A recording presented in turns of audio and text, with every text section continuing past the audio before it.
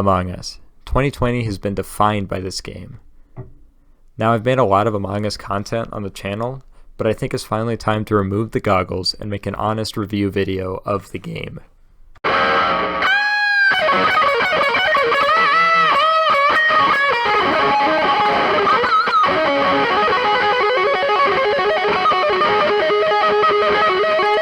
Dino Dog and Katasaur Studios presents a brand new video. Hey y'all, Dino Dog and Katasaur here. Among Us first came out June 15th of 2018, gaining a small following in 2018 to 19 before exploding in popularity in 2020. I mean, you can't Google asymmetrical imposter-based game 2018 anymore without some Among Us feet pics showing up.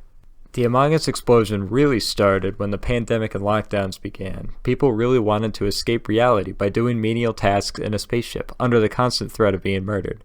But we'll take a closer look at Among Us gameplay in a few minutes. For now, let's take a look at one of its biggest influences, Trouble in Terrorist Town.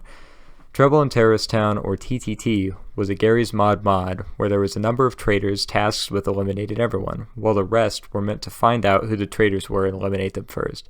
It's a simple yet very effective concept, and it really lends itself well to the exploration-based maps with lots of player interaction, especially with no limitations on when players can talk, except for when they're killed. This, to me, is one of Among Us's biggest missteps, in my opinion. You go from this... Motion Stephen King. It's the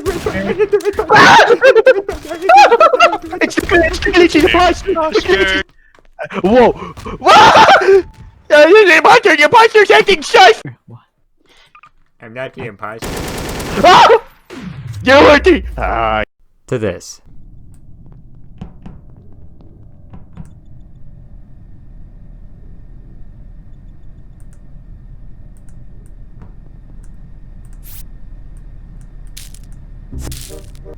Among Us is better suited to play online with random people, but the pacing is dismal when playing with friends in a call. It ends up being like a 70-30 ratio of silently doing boring tasks to actually talking. This wouldn't be so much of a problem if the tasks were fun, but they're not. In a given round, you might do the same task up to 5 times in a row. This is not fun. The balancing of being an imposter is incredibly off as well. I've played many hours of this game and never once been an imposter. Not even once. Can I just for once be the imposter? I'm certain that that's a bit of bad luck on my end, but the experience is not symmetrical. In games such as TTT, everyone has a huge part in figuring out the traitor, through questioning or a number of other ways. In Among Us, you basically wait for someone to die, then skip a turn because everyone wants to go back to doing the same shitty tasks over and over again. Rinse and repeat. And after you die, you become a ghost. Ghosts just do tasks, just like the alive ones, but can't chat, or maybe float around and see who the killer is. But this is still very boring as your interaction is lost with the game. It's the same tasks as last game. Oh, I got murdered. Now I get to do this task, but as a ghost.